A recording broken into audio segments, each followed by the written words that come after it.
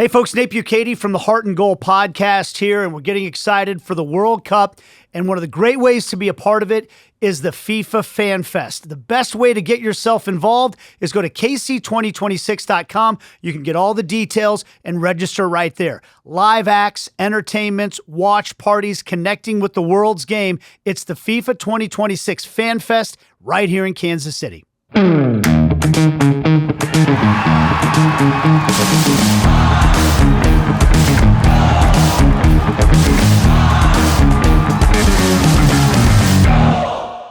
Hello, Kansas City. Hello, America. And hello to the world. Welcome to another edition of the Heart and Goal podcast. My name is Nate Bukaty. I am joined by my co-host, Benny Feilhaber. What's up, Benny? I'm excited to be here. I'm looking through these groups in the World Cup, which we're going to be picking soon. It's like, what, 2-3 weeks away, it feels like, right? It's right around the corner, and I'm getting excited. I was trying to talk to my kids yesterday about how exciting this thing is going to be. And I don't think I did it justice. I was like over the top, but still not enough, if that makes sense. It's almost impossible to put it into words. I think even for grown-ups like us, because this is going to be the first time it ever comes to Kansas City, and it is getting so close that you can taste it. So on the show today, we are going to be joined by Mallory Cage, who is the director of Fan Festival and events for KC 2026. We're going to dive into Fan Fest and what's going on. And I think this is a big one for a lot of fans that aren't going to go to games, right? Games are expensive. They're not always possible to go to, right? To go to the venue. And I think the Fan Fest will serve as a fantastic alternative to actually going to the game and being absorbed by what the World Cup provides in terms of the excitement of the game, the competitiveness of the tournament, the people, right? The cultures, the fanfare, the musical talents and food and everything else that's going to go into it.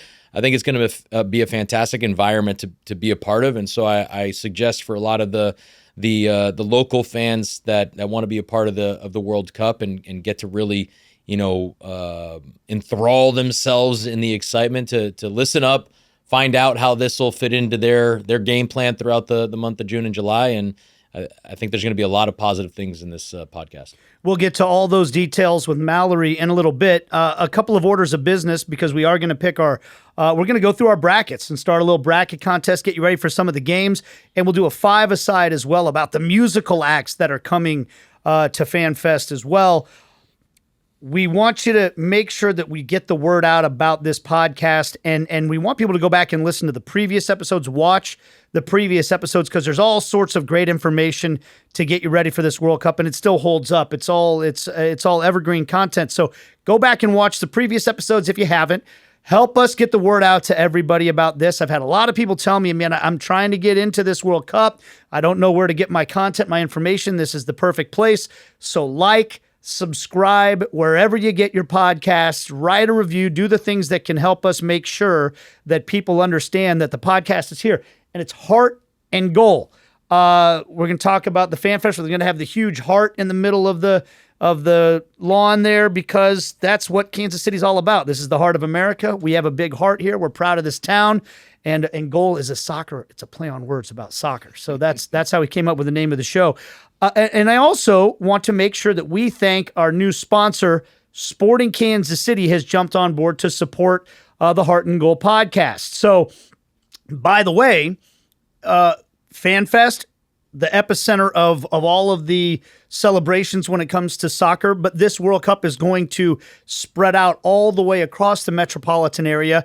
And Sporting Kansas City has announced their Summer of Soccer lineup. They're going to have all kinds of great events, their own watch parties on dates that are different than the ones that are at the Fan Fest. So make sure that you check those out as well. There's going to be they've got the plaza that's on the west side of the stadium with a huge new video board they put up. They're going to have. I went to the stadium, actually. Sorry to cut you off, but I went to the stadium for their game against the Galaxy, and I was in awe at the size of that thing in the plaza there at the stadium. So another great place to enjoy what the World Cup's going to bring. And I will go ahead and say, if not for Sporting Kansas City, what your group of teammates did to put soccer on the map in Kansas City. The World Cup is not coming here right now. So thank you very much to Sporting Kansas City for jumping on board with the Heart and Goal podcast. All right, you ready to do a little bracketology? Let's okay. go. All right, the way that the World Cup,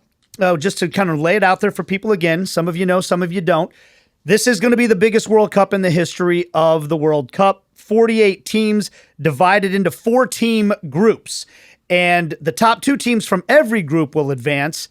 The third place team from 8 of the 12 groups will advance as well, which means you really should advance into the knockout rounds. We're going to go by the groups here and pick our groups, okay? Are you ready, Benny, for Group A? I am ready. Mexico, and they kick off against South Africa, Korea, and the Czech Republic. What order do you have those 4 teams finish? I suggest we do this. I do Group A first, then you tell me yours, and then you do Group B first. Perfect. Is that fair? Yep. All right, Group A for me. I'm gonna go bottom to top. Okay. So in 4th place, I'm gonna go with South Africa. Yep.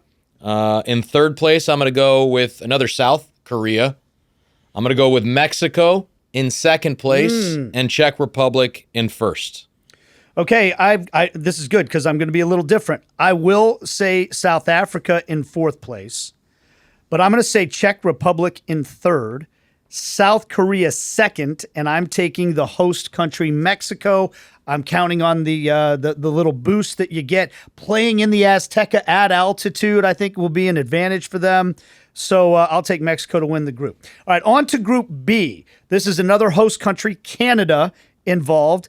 Bosnia, Herzegovina, Qatar, and Switzerland. I am going to take Canada to win the group as well. I'm going to go with the home country bump. I will take Switzerland 2nd.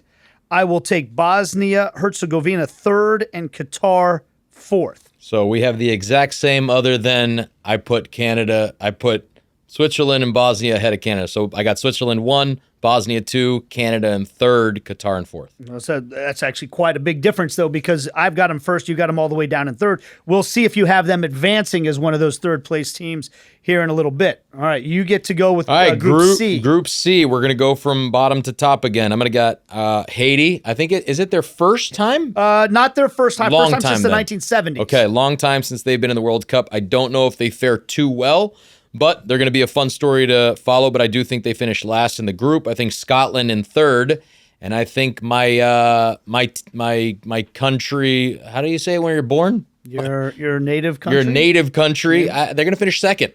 Wow, you got Morocco over Brazil. I got Morocco in 1st. I think Morocco is a better team. At least the last I've seen of Morocco, whether it's in the World Cup 4 years ago or in the African Cup of Nations or in qualifying. I just think Morocco is a very difficult team. They're very athletic. They've got some talent. And I don't think this is the best Brazil we've seen in a long time. So I'm gonna have Brazil finishing in 2nd. I think that's actually a great shout. I think Morocco is one of the best dark horses in this tournament. They are really, really good, and I can see them making a deep run. Neymar just got injured recently as well, again, after getting named to the Brazilian roster. Yeah, what, and I yesterday? don't think they played yesterday. Yeah. In Sudamericana. At the time that we're recording this, but yeah, he picked up an injury again. So, right. But I don't think he's key to I don't think he's key to what they do at this point in his career. Neymar is most likely going to be a super sub in moments of need. So I think he comes in if there's a game that's tied, they need to win or something like, or if they're losing. I don't know if he's a guy that comes in when they're up. Other than being up by 2 or 3 goals to give him some minutes in terms of like he's one of the top players of all time in Brazilian history. At least that's the thought right there. But so I think he'll get some minutes. I don't know. I agree with you. I don't know if he's like a massive aspect of the roster. I do think they have the best defender in the world in Gabriel right now. That doesn't sound biased. English Premier League champion, by the way. So I'm taking Brazil. I'll go Morocco 2nd. I really hope Scotland is a 3rd-place team that can advance. I have to go back one. I'm not even sure if Gabriel's going to start on the national team. Not that I would. I agree he should start, but I don't know if he does. Marquinhos is going to start. We're going on a tangent here, but Marquinhos and my guess is Militao starts from Real Madrid if he's on the team. If Gabriel doesn't start, then I hope they don't finish first. How about that? That's ridiculous. Okay, Group D. I'll start with Group D now. I wonder who's number 1 for you. Every host is number 1, huh? Yeah. Yes. I'm going with the host country again. United States number 1, Turkey number 2. I think that Turkey does have a chance to win that group. I'll go with Paraguay 3rd and Australia 4th. We were so close to getting the same. You're taking Australia over Paraguay? I am taking Paraguay number 4, Australia 3, Turkey number 2, and I agree with you. I think the U.S. finishes in first place in this group. This group is tricky, though. I do think it's a trickier group than it appears. And that first game for the United States versus Paraguay It's like a trap group? Incredible. You think it's a little bit of a trap A group? little bit, yeah. Like none of these teams are great, but all of them are dangerous. Look, when I used to play on the national team, and I think the history before I played was always that we would play up to the opponent, the level of the opponent. Yeah. So better teams, we tended to play better. Lesser teams, we tended to not play as well. So if that's the case, then I agree. It could be a trap group, but I think the U.S. is the best team. And, of course, the home field advantage, I think, plays a massive part. Okay, so Group E, you get to go first. Group E. All right, I didn't write it down, but I got it right here. I'm going to go with Curacao, the first ever debut nation, is going to finish in 4th. I think that the Ivory Coast, Côte d'Ivoire, will finish in 3rd. I'm going to go with a little bit of a curveball. I'm going to go Germany, numero dos. Wow. Zwei for Germany Wow. and numero uno for the Ecuadorians, who did really well in qualifying. Although they do have difficult games when they play at home because of altitude. They won't have that luxury. But I'm going to go with them number 1. I'm trying to think. Caicedo is one of the best players for Ecuador. Yep. I don't know if Eder Valencia. Bombastic midfielder who can get himself a red card every once in a while. Yeah, but he covers so much ground, right? And he's a great player. I don't know if Eder Valencia is still playing. He was still playing at a pretty high level in the Brazilian league. But he's like a natural-born goal scorer if he's on that team. That's an aggressive pick. I'm going more chalk. I'm saying Germany, then Ecuador, then Côte d'Ivoire, then Curacao. Okay. Okay. Group F is my turn. We have the Netherlands, Japan, Sweden, and Tunisia. Listen, the Dutch are playing here in town, and as my buddy James Noble used to always tell me, if you ain't Dutch, you ain't much. That's his. That was always his motto. I'm taking the Netherlands first. I'm taking Japan second.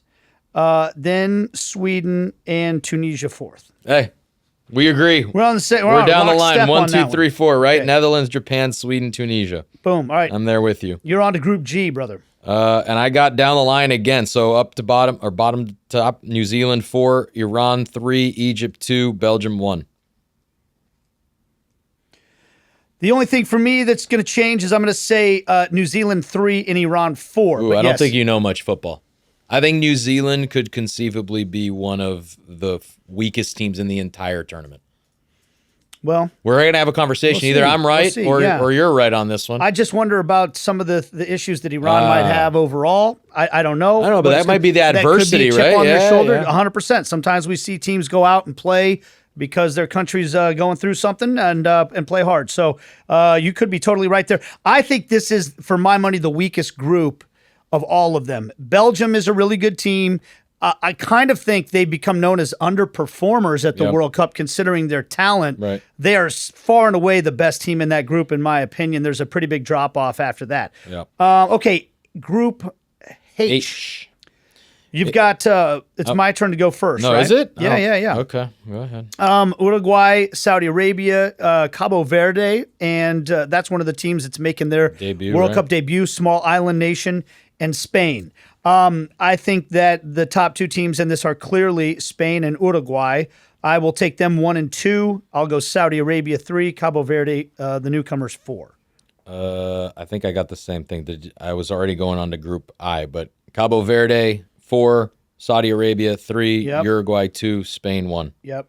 Uruguay, for those that don't know, one of 8 countries that has actually won the World Cup. They've won it twice. Now, it was way back in the early days of the World Cup, but they are known as a country that punches above their weight. One of the biggest upsets in World Cup history was 1950 final in Maracanã Stadium in Brazil. Mm-hmm. Back then, Brazil was the favorite or higher seeded. All they needed was a draw in the finals. They were up 1-0 at halftime, lost 2-1 to Uruguay in the finals.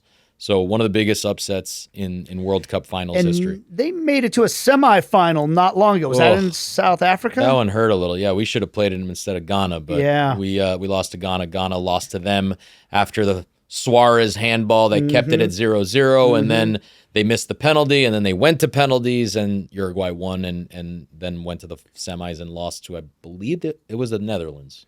So Uruguay is always a dangerous Yes. team, even though they're not as big of a country as some of the others. And coached by Marcelo Bielsa, Yeah. too, so you never know what you're going to get from them. And Spain considered to have one of the top 2 or 3 rosters probably. I think in they're the World Cup. favorites in terms of odds, betting odds. I think Spain are the favorite to win the whole thing.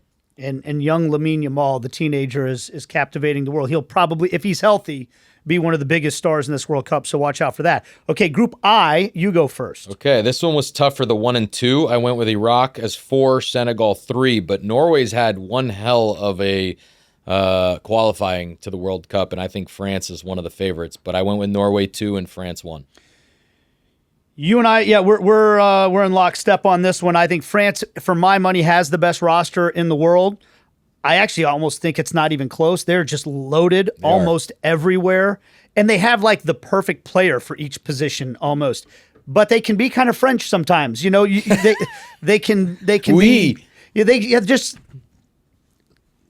They got some attitude, or They what? can have some attitude. Well, they had a Yeah. problem in 2010. There was like a bunch of strikes going on, and like Yeah, that disagreeing. happens sometimes. And they didn't make it out of group play. Remember so, 2002, I believe. Was it 2002 they didn't make it out of group play right after winning the World Cup the year before? The first game was that game that they lost to, was it the Ivory Coast? They got a red card. I think one of the best players on the team got a red card. I can't remember who. In the final one time, their best player got a red card for headbutting somebody.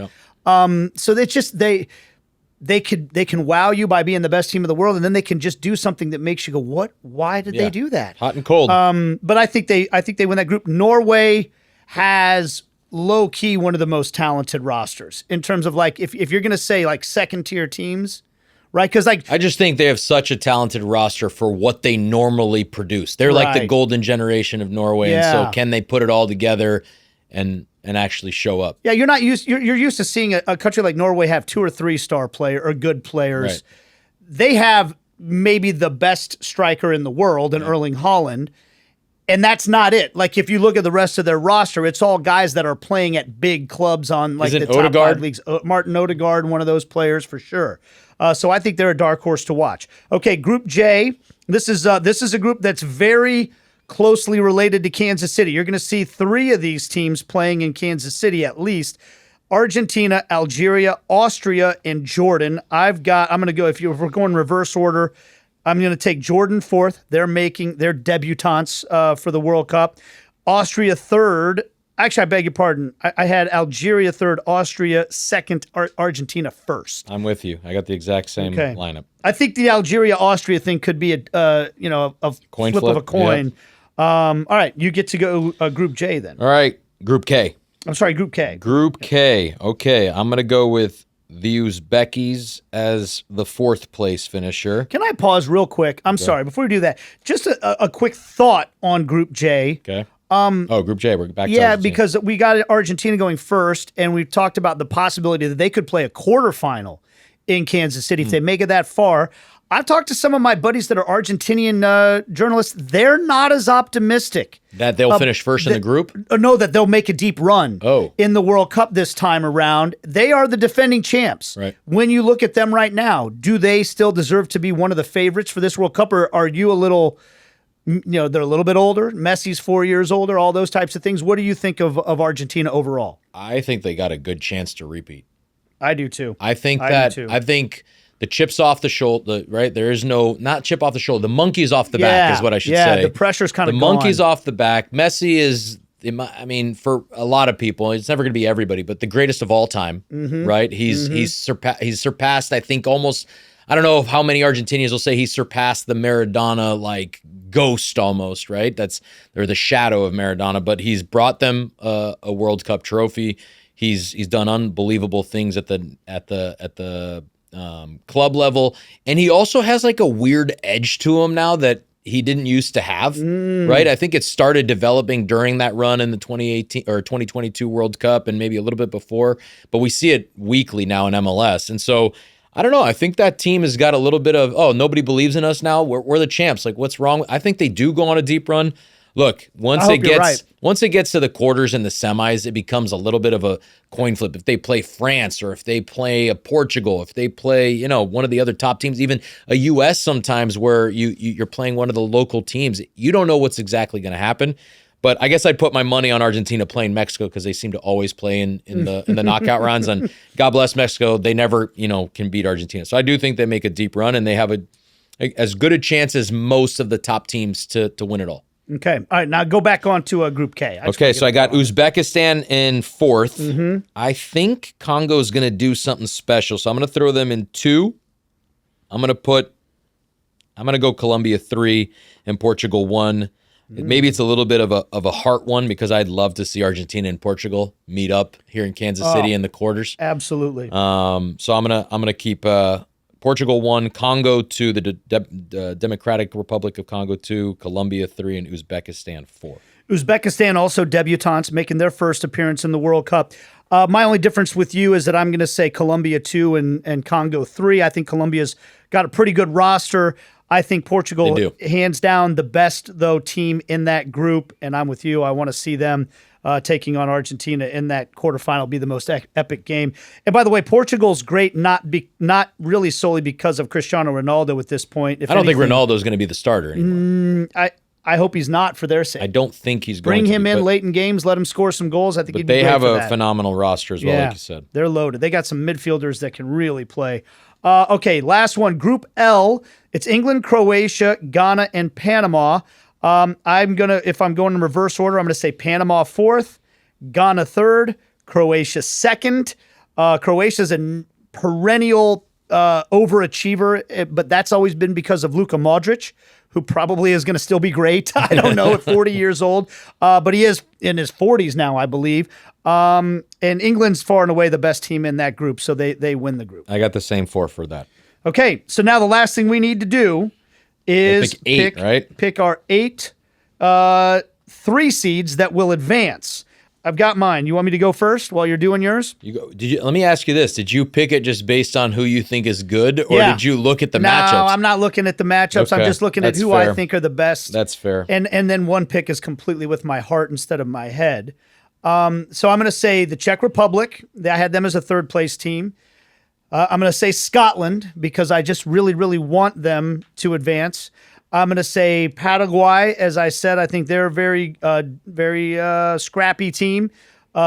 Sweden, Senegal, Algeria, the Republic of Congo, and Ghana are going to be my 8 third-place teams. I can't tell you that I heard every single one you said as I was going through here. So I got South Korea in Group A as a 3rd-place finisher going through, Canada in Group B going through as a 3rd place, Scotland in Group C going through.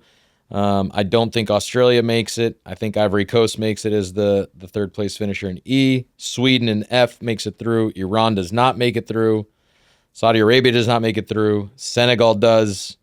Algeria does not. Colombia makes it, and Ghana makes it. I might have made that more confusing than it was, but those are the 8. We've just told you who we think is going to advance to the knockout rounds, which is a round of 32 in this upcoming World Cup. We are now going to shift our attention back. But first, all right. I'm going to just throw this little little curveball. Yeah, sure. Last second.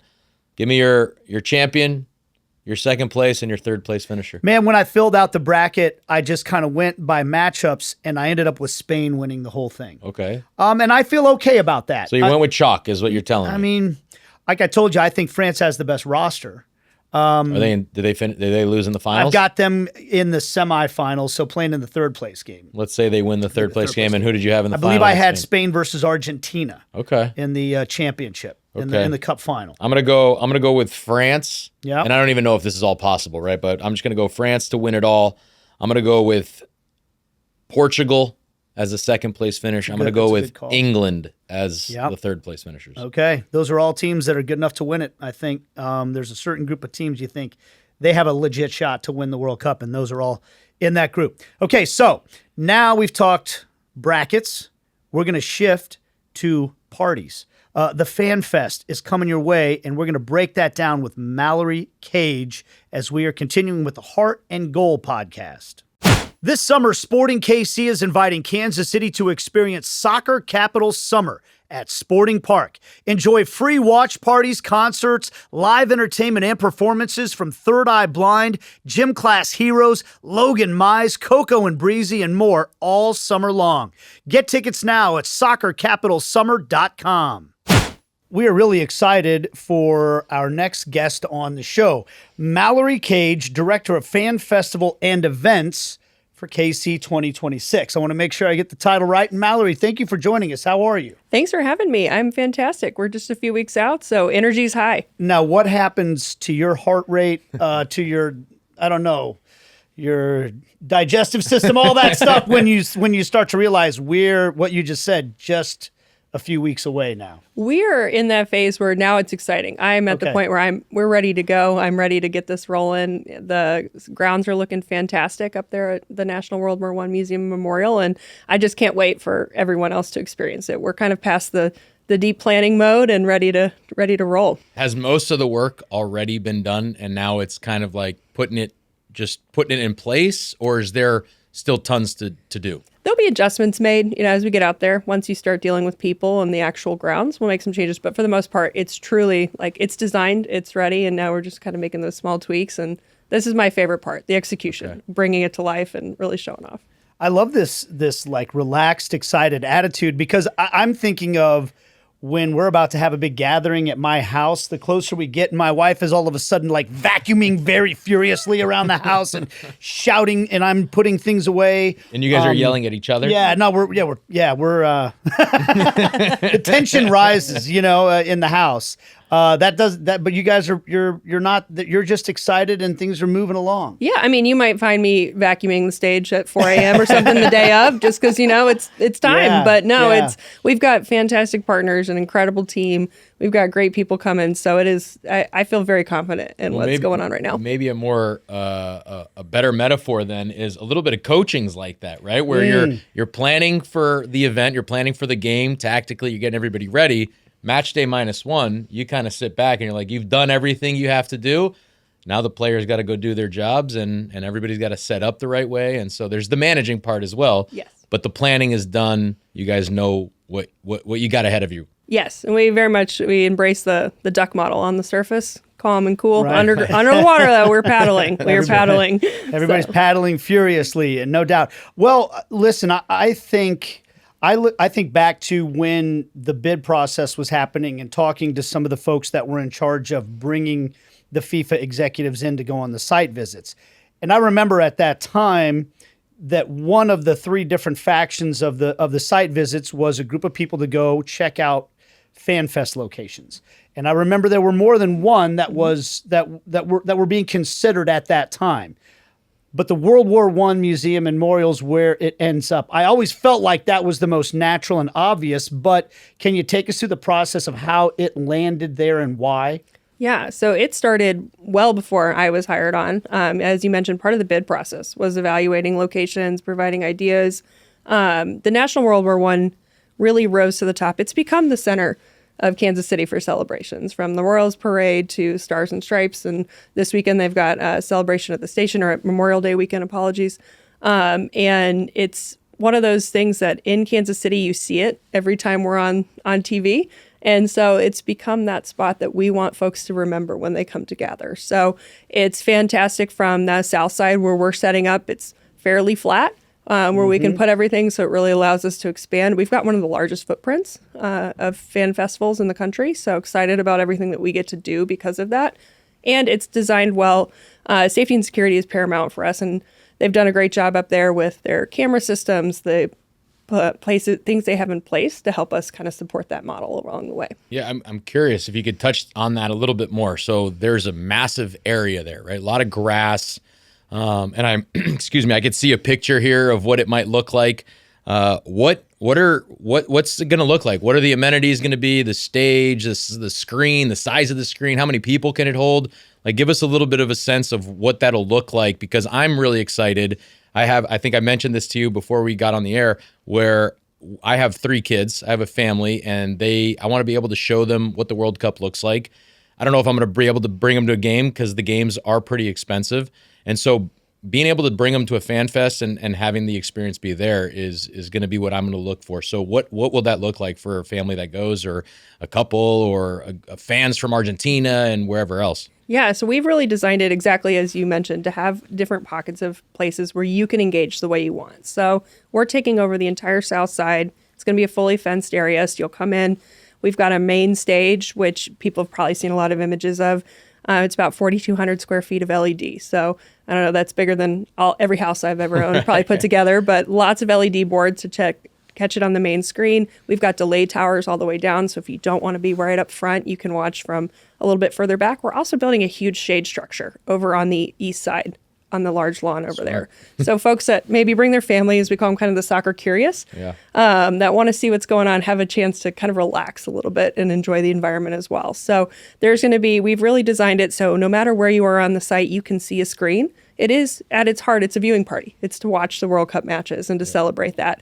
But we also have a huge lineup of entertainment. We've really focused on the Kansas City art scene and how we can kind of bring that to life and show off a little bit there.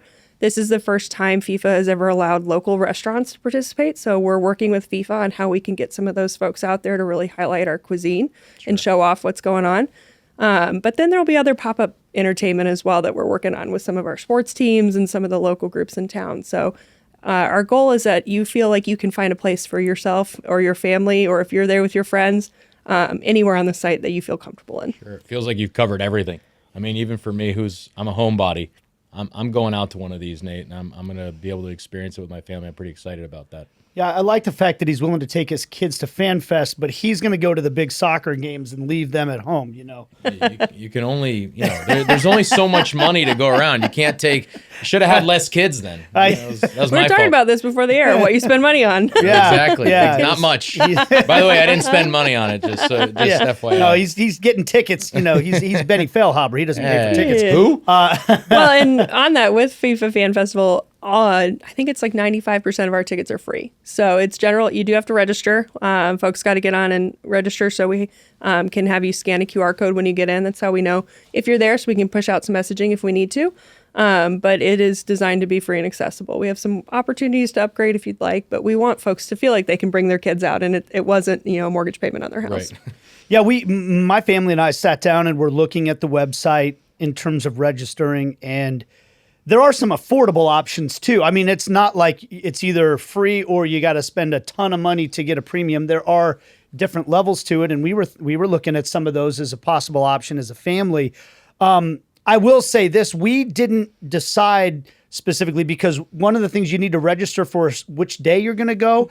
How does that work, and can people register for multiple days? And how far out in advance do they probably need to make sure that they have those registrations? If there are any days you want to go, you're a huge fan of a specific team or maybe one of the artists that are coming, we do recommend maybe checking out that premium garden pass. It's $55. It guarantees you entry. That way you don't have to be first in line or one of the first folks, because we are restricted capacity-wise. We can hold 25,000 on the site, and so the first 25,000 get in. Regardless of maybe when you've picked up your ticket. So that's one thing that's different with this registration. Right now, if you want to go to multiple days, you do have to register multiple times. Now, that doesn't mean you have to come. But if you're interested in a day, go ahead and register. That way we can let you know if we have any exciting entertainment announcements coming up, or if we're adding something that day, you know what's happening, and you'll get notifications about our capacity. So if you want to get out there, you know when to get out there. With the talent that you guys said, you're bringing musical artists, right? And I'm kind of curious. When I think I might not be the ordinary fan that's going to come to these fests because I am extremely passionate about soccer, and so I'm mostly thinking about, hey, what game is it? What's it going to be like? Am I going to be able to see the screen? All those kind of things. But for a lot of people that maybe haven't, that's not their number one sport. Mm-hmm. They want to come. They want to have a good time and experience. So how important is it, and what kind of talent are coming to be a part of this? Yeah, we've really designed this around the idea that we will have the soccer diehards, the football fans that are going to get there and they're going to want to press up a main stage, be in the heart of it. Yep. But a lot of our guests, the whole time we've been planning for our regional attendees, folks that live in Kansas City or around here or in one of our surrounding states that just want to see what's going on. And so bringing a large entertainment platform was important to us. And that's where this balance of, I think you see here, we've got 7 headline acts that will be playing throughout, which hopefully draws some interest from some people who maybe didn't think that they'd want to come out, but then they come out and maybe they catch the end of a match and kind of catch some of the fever and get excited about it. And then we're also using this, we have almost 40 local bands and DJs. This is a great chance to show off the diversity of music that we have here in the city and let people know, we're a lot, while our jazz is fantastic and we want to show that off, we're more than just jazz. We've got really incredible genre of bands just ready to roll and show off. I mean, that is such a truism about Kansas City. We're famous for barbecue and jazz, but the food scene in this town is incredible beyond the barbecue. There's so much to offer in this town that a lot of people don't maybe assume. And so it's going to be great to put that on display. And when you're talking about this, it makes me kind of think that Fan Festival is an appropriate term because it's not just a watch party, it's a festival. Mm-hmm. There's music, there's food, there's socializing. And you just said something that made me think about this when you said that a lot of the audience is going to be regional and local. How much is going to be people international? Like, do we expect a lot of Dutch fans to be down there in and around their games? What are you expecting from that standpoint? So far with our past registrations, we've seen registrations from 112 countries. So we are definitely seeing some international. 112 countries. And can you tell which countries have the most? Yes. Now, if you ask me right now, I can't tell you off the top of my head. Okay. But yeah, we can see where folks are List coming all from. 112 Yeah, ready to go. U.S. No. So we've got 112 countries. I think all 50 states have at least one registration from them. So we're still expecting a large international contingent.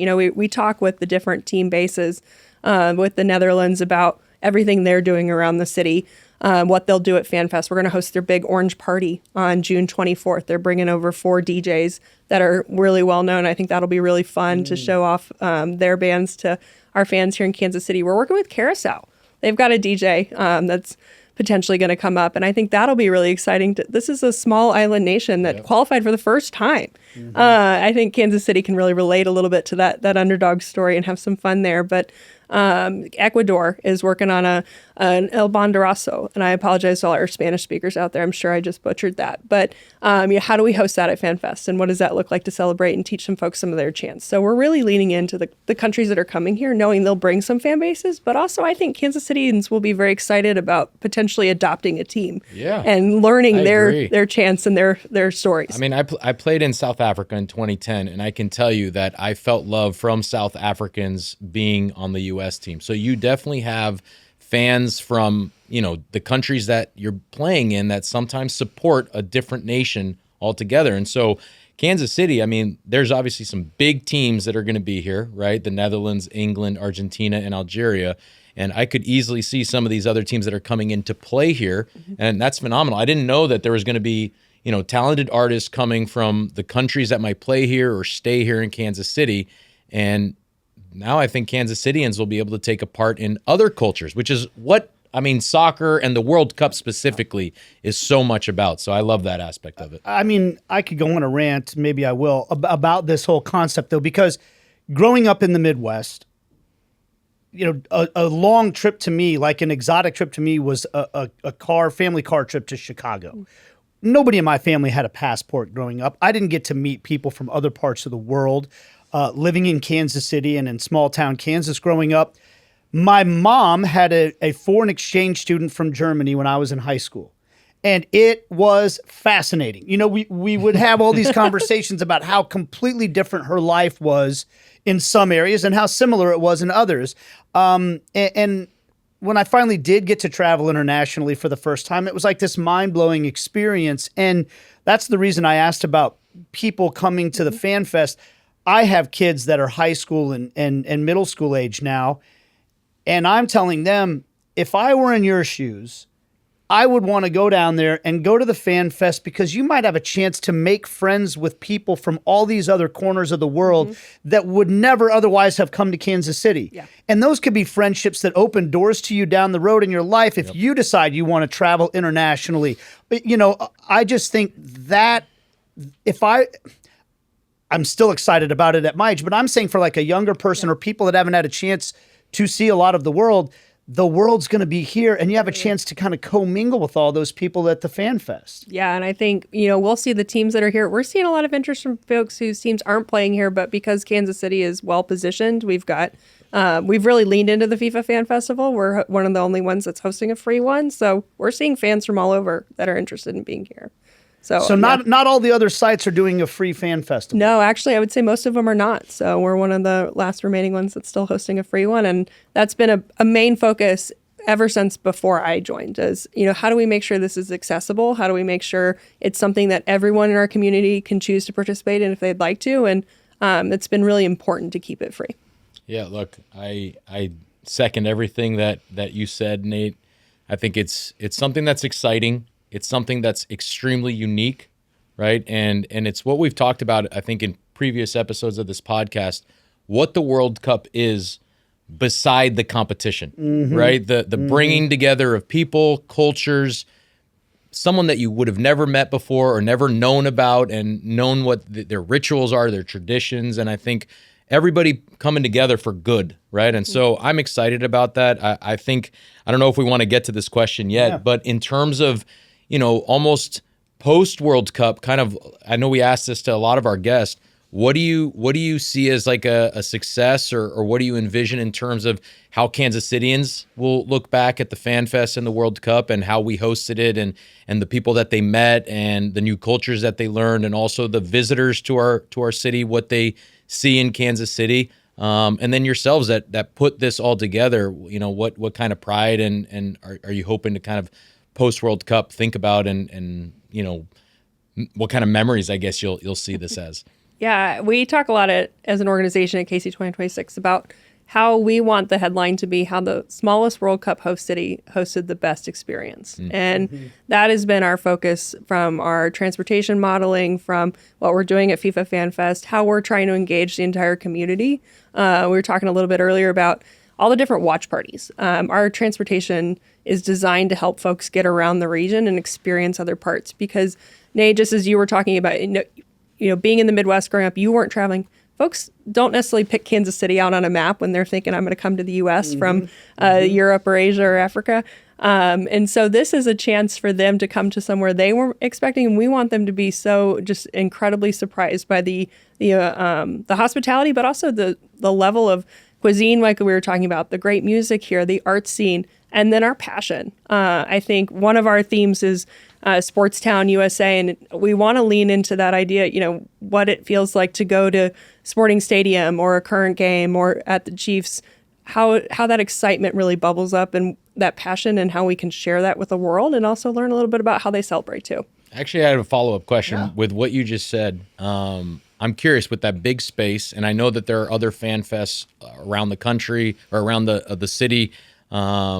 In terms of space and grass area, is there going to be spaces because I can guarantee you South Americans, Argentinians will want to bring a football, will want to bring a soccer ball, right? And want to play and kick the ball around during these fan fests. Will there be space for that, whether it's down at the World War I Memorial or potentially other ones as well? Yeah, out at FIFA Fan Festival, we're going to have some spaces reserved for that kind of kicking around a ball. We'll also do we have Sporting hosting some clinics, so for kids and adults, so kind of some fun there if somebody wants to brush up on their football skills. Yep. But yeah, no, this is designed to really show off the heart of the game and how that brings folks together. So one of my dreams is, watching folks in different jerseys play together, whether that's, kicking the ball around, cheering on a team, all of that. That is what this is about, is how do we bring folks, standing there in their Sporting KC jersey, mixed with an Argentina jersey and then a Ecuador jersey, all standing there cheering. Maybe a Mahomes jersey as well. I'd like to see some Americans bring maybe a football around, and some Argentinians can be playing catch. Oh, perfect. I mean, that'd be great. That would be so fun. A football to football kind of thing. I remember, buddies of mine that went to the World Cup in Brazil,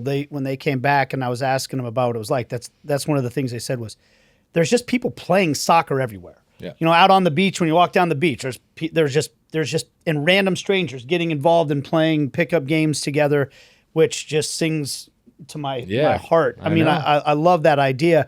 And I like what you said also about the transportation of getting people out to other parts of the city as well, because and the collective metropolitan area, not just one side of the state line or the other, because one of the things that like in for Benny and me in our universe, working with people in the world of soccer that are from all over the world, when you talk to them about Kansas City, you're right. They're not, it's not front of mind.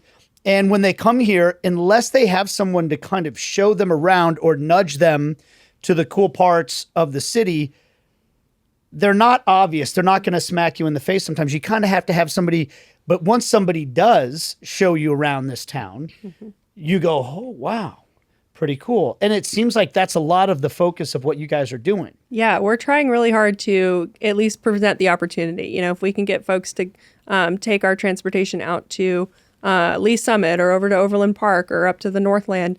And then I think that's where the Kansas City hospitality mindset comes into play. If you see these folks out and about, talk to them. Yeah. I think they want to hear, you know, where's your favorite restaurant? What's the best place to watch the game today? Share a little bit about it and ask them questions too. Like, this is a great chance for us to show off. Exactly like you said, some of these hidden gems around the area that folks don't necessarily, you don't just stumble upon. Right. Okay. Now I know from hosting some events that sometimes when you're in your position, when you're on the hosting side of things, you don't get the opportunity to actually celebrate the event, you know, and enjoy it.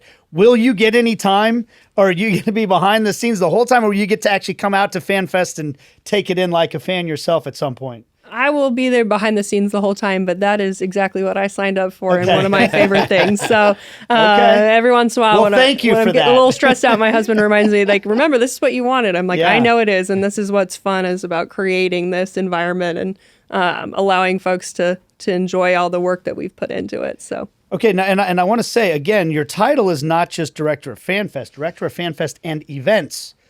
Other events outside of the Fan Fest that you're working on? That really pertained more so to leading up to this. So we hosted a 1 year to go event last year. We've hosted some smaller events to kind of generate excitement and also bring some information along the way. So worked with Heartland Bottlers and Coca-Cola on the Trophy Tour a few weeks ago. I guess a few months ago. I don't remember anymore. But yeah, so that's really kind of where that comes in. We've really worked with the different regions, the different localities to allow them to host their own. We've given them some advice. We've helped them with some of the FIFA guidelines. There's always lots of rules and regulations. But one thing we've shared with them is bring what makes you special to it. Don't just throw a screen up, because then you're competing with every bar and restaurant, home setup. Show off a little bit about what makes you special. And that's what'll be really fun this summer. Maybe the last thing then on the conversation, what will make Fan Fest special compared to other cities? You already mentioned the fact that it's one of the only ones that's free, but maybe just in terms of the vibe, the atmosphere, whatever. What's going to make this one special in Kansas City? I mean, ultimately, I do think it comes down to our people, and I think the celebration we'll have. But I hope some folks have seen the imagery. You know, we've got a giant 65-foot heart sculpture that you walk through, and that was intentional. You know, to do the Heart KC shirts that everybody wears around town and limit into that. So it feels a little pride there, but also to show welcome to the rest of the world and the country, and that we want them here. And so we hope that really resonates throughout. And then we have musicians that sing a variety of different languages. We've got obviously a little bit of variety with our headliners. So we want it to be something where it's like I said, you can always find a little bit of something for you. And so it's our chance to show off to the world about Kansas City. It's also our chance to show off soccer or football to Kansas City. Really build on the momentum that Sporting KC and the KC Current have started here and help keep that rolling. Yeah, from everything I've heard, I think that it will be really unique. And what I've loved is not only the aspect, like you said, where we're welcoming other people, but we're also welcoming things that they will feel connected to, right? So like the talented musicians from Ecuador and from the Netherlands and so on and so forth. And then, like you said, hopefully also connecting the people of Kansas City that soccer maybe isn't their number one sport, how they can kind of build some passion for it and build the sport. Like you said, what Sporting Kansas City and the KC Current have done so well so far for this city. Can we augment that to another level? I'm just looking at some of the shows here. You know, Chainsmokers on June 13th, Flo Rida June 19th. Welcome to my house? Is that what he's gonna say? Welcome to my house. So you knew, okay. I know Flo Rida. All right, good. I'm Boots with the super fur, excited. man. Tech Nine's going to play twice. He'll do 2 full sets, and then we've got him coming out a few times to do the Sonic ID as well. Since we're the only host city with lyrics in our Sonic ID, we gotta play that up a few times. Got it. Yeah, that I got Tech Nine. He's always Kansas City through and through. He was there, Big I think, time.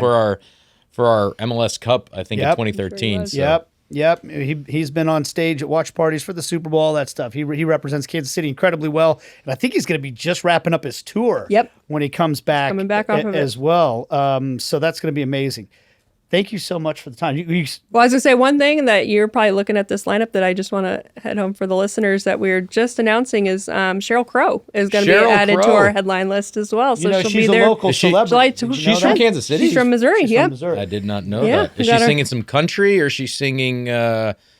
I want to say she had the Song of the Year in 1994. I'm going to be honest, I haven't seen her set list yet, but I'll let you know. Have some fun. All I want to do is have Yeah. some One. fun. That's the I don't know one. the name of the Song of but the I know Year, the song. 1994. Famous song. I can't imagine she would skip that one, but No, she we'll make can't. sure. Yeah. Well, Mallory, this is all great stuff, and I know how busy you are. I'm glad you're excited, and we are excited too. FanFest is going to be amazing. Thanks for everything you're doing for the city right now as well. Yeah, no, I've appreciated everything. As excited as the city is, it's been really fun to bring this to life for Kansas City and to hear from everyone about what they're doing and how we can help elevate it too. So Make sure you go to the KC 2026 website, register.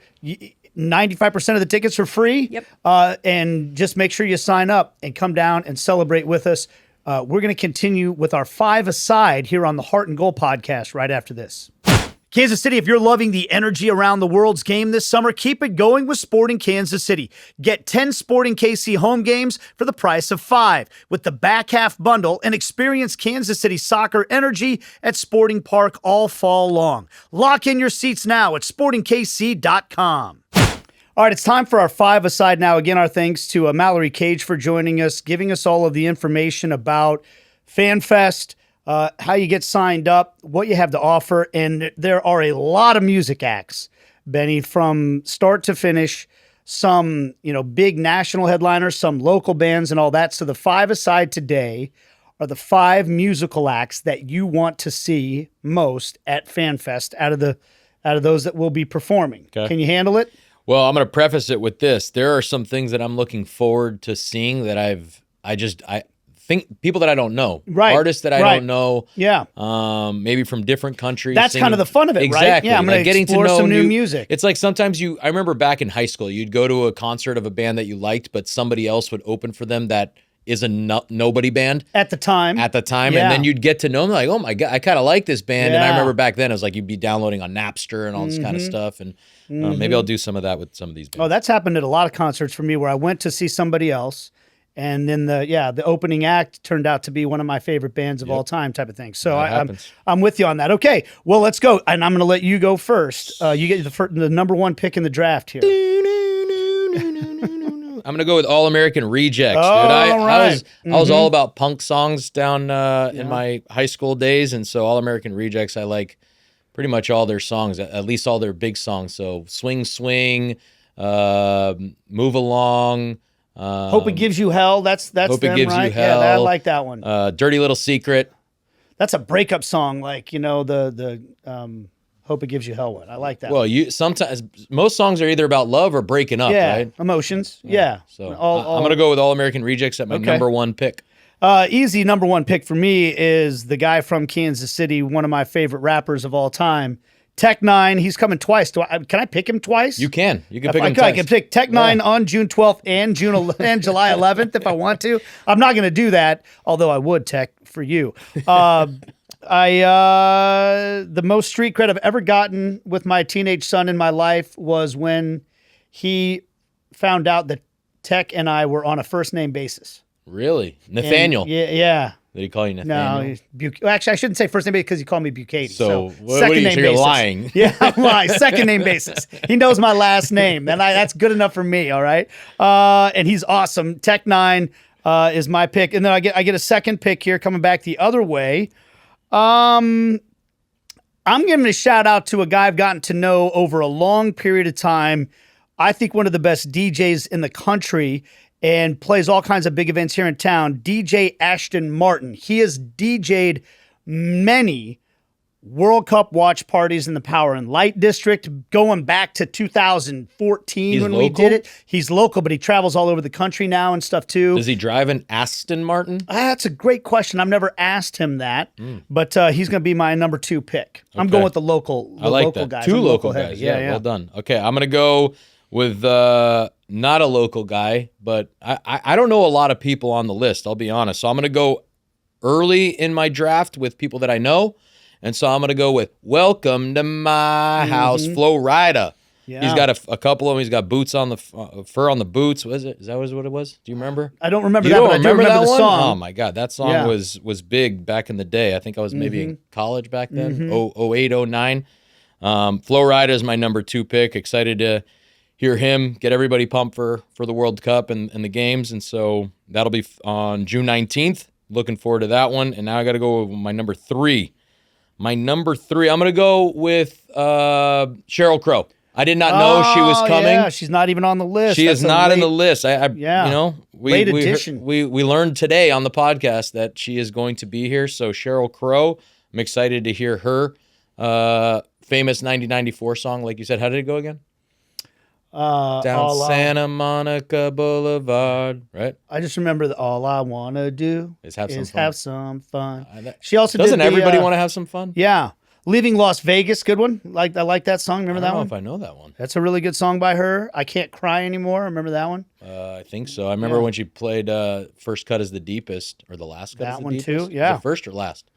First Cut. It's a Rod Stewart song. First Cut. First Cut is the Deepest. I think so. So that's my 3rd pick. I'll go with Sheryl Crow. Okay, now it's my 3rd pick now. I'm looking at the list here. I'm going heavy local right here. I'm going Lost Wax because that's a local band that I've seen. I mean, they play some of the biggest events in Kansas City. It's a big group. They play a huge playlist of songs that I love, songs that you can dance to. They played the NFL draft on stage. Are you a big dancer? Oh, heck yeah. Really? Uh-huh. You'll be dancing. Well, what kind of music is it? I was a big dancer. I dance a little more slowly now than I used to. What kind of music is it? They're going to give you some good funk music, like some 80s and 90s, like Kool and the Gang, and I could dance to that. Yeah, all kinds of it's good party music. It's like picture like at a wedding reception when they want everybody on the dance floor. That's the kind of stuff they play. I'll be there. It's hard to keep me off the dance floor, buddy. So all right. I like that pick. I'm going Lost Wax. That was number 3, yeah, right? and I'm going to go number 4. I'm going to go with a group that I'm just kind of discovering. Me Like Bees. We listened to a little bit of it. It's not just because I love Matt Beasler, but they've kind of got a fun, I would say alt rock type, sound to them. I felt like they sound a little like Owl City. Okay. I'm a big Owl City fan. Yeah. And I wish that maybe they're going to come up at some point and sneak on, kind of like Sheryl Crow did. But they'd be on my lineup. But I like the way they sounded. Me Like Bees. And then you get number 4 and 5. Okay. Here now. Look, I'm gonna go with the headliner, the main headliner, and that's Chainsmokers. I know a few of their songs. I am a fan of some of their work, but my family, my kids, and my wife, I think they all like them. So it's one for the families. I don't have to be going to every single concert and show and performance because of my liking. I'm a family man. So Chainsmokers, I think, will be a great one for a lot of people. And I'm sure that a lot of Kansas Cityans and people coming to visit in Kansas City will enjoy watching the Chainsmokers live on June 13th. So that's my 4th pick. So I'm looking, man, there's a lot of really interesting DJs that are going to be playing. I still got to pick my 5th. I don't know what you're doing. Go ahead. Are you trying to steal my... Sorry. No, I forgot. You get number 5. Although I really have no idea who I'm going to pick as number 5. I think I'm going to... My number 5... I'll be honest, I'm going to go with a cool name that I just don't know anything about. Like when you go to the Kentucky Derby and you make a bet on a horse that you don't have any idea, and sometimes, you're lucky and you win. So I'm going to go with DJ Scheme with From Africa with Love. Man, you stole. That was actually going to be... I'm assuming there's Isn't Afro From beats. Africa with Love, isn't that a movie? Or am I saying that? Or is it like...